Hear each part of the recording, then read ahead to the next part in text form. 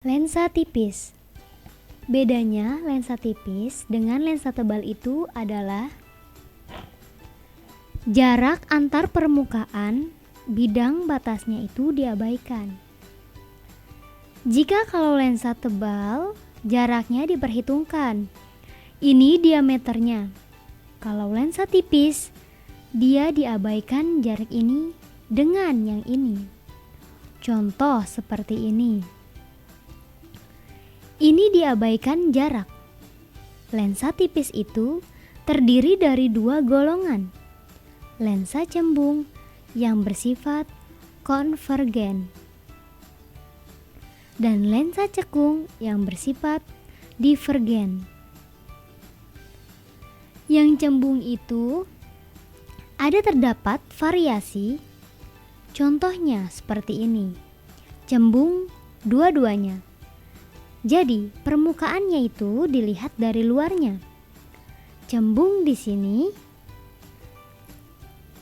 dari sini cembung. Dari sini cembung juga. Yang cembung seperti ini bisa disebut juga biconvex. Lalu, variasi berikutnya ialah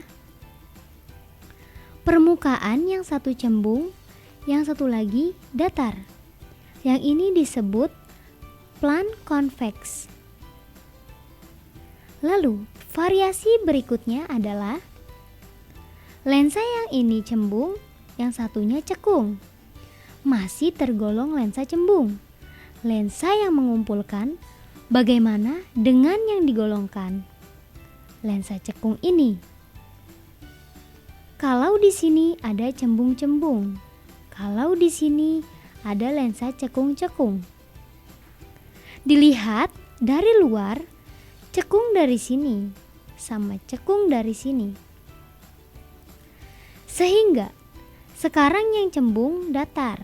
Kalau di sini menjadi cekung datar. Dan satu lagi yang ini cembung cekung. Kalau di sini ada cekung cembung, jadi jari-jari lengkungan di cekungnya itu jadi lebih kecil dibanding jari lengkungan si cembungnya. Inilah golongannya. Jadi kalau ingat, satu ingat yang lain harusnya. Cermin cembung dan cermin cembung dan cekung ini dia memiliki fokus yang nanti dipakai untuk perhitungan seperti cermin lekung. Ini lensa cembung dan cekung ini memiliki satu fokus. Fokusnya tergantung pada medium di mana si lensa ini berada.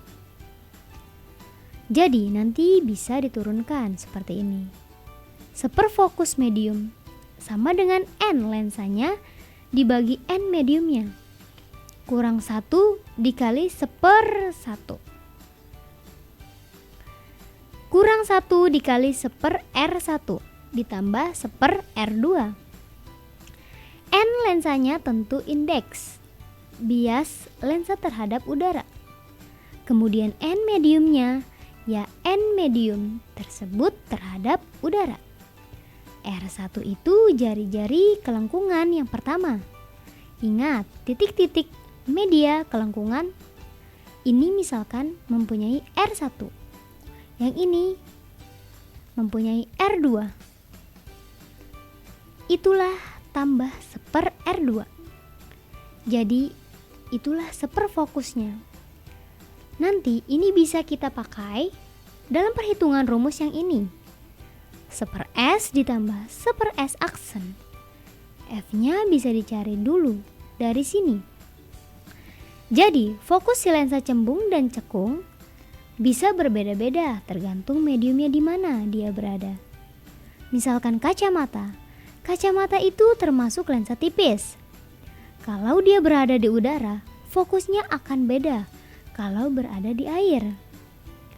Yang penting di sini ketika pakai rumusnya. Perjanjian, tandanya jangan lupa. Untuk yang cembung, yang konvergen, itu tandanya dia positif. Kalau cekung divergen, itu tandanya negatif. Jadi kalau lensanya cembung-cembung yang ini positif dan yang ini positif juga. Kalau cembung datar, yang ini positif. Yang datar tak hingga, jadi 0. Cembung cekungnya di sini positif di bagian cekungnya negatif. Itu jangan sampai lupa. Kemudian, kalau kita mempunyai lebih dari satu lensa cembung atau cekung, lalu kita gabungkan. Misalkan seperti ini. Saya mempunyai suatu lensa cembung-cembung, lalu saya gabung dengan lensa cekung datar. Maka akan terjadi lensa gabungan. Lensa gabungan ini bisa kita anggap sebagai sebuah lensa. Dengan fokus pergantiannya atau fokus gabungannya seperti ini. Misalkan, punya fokus f1 dan ini fokus f2. Maka 1/f gabungannya sama dengan 1/f1 tambah 1/f2. Inilah dia fokus gabungan dari suatu lensa gabungan.